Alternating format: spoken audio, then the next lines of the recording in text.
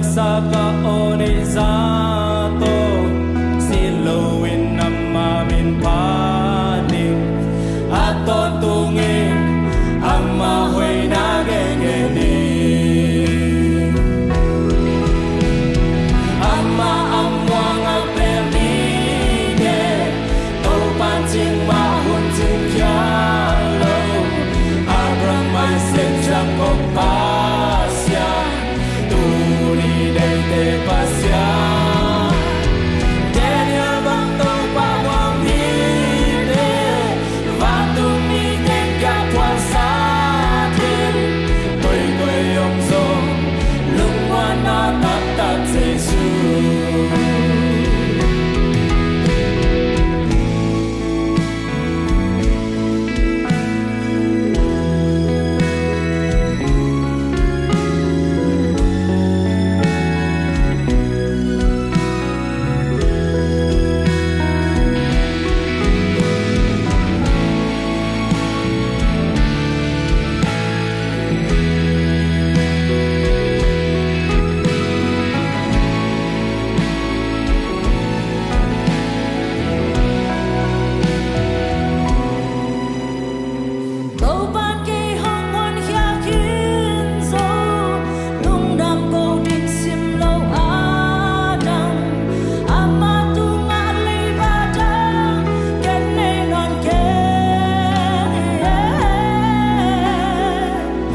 Saka orizato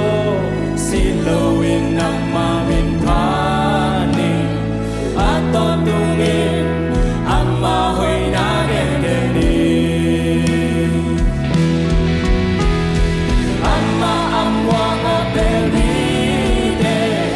to pancing mahun sing kyalo abram mai sen jakop pasya pasya Daniel bantu pawang hide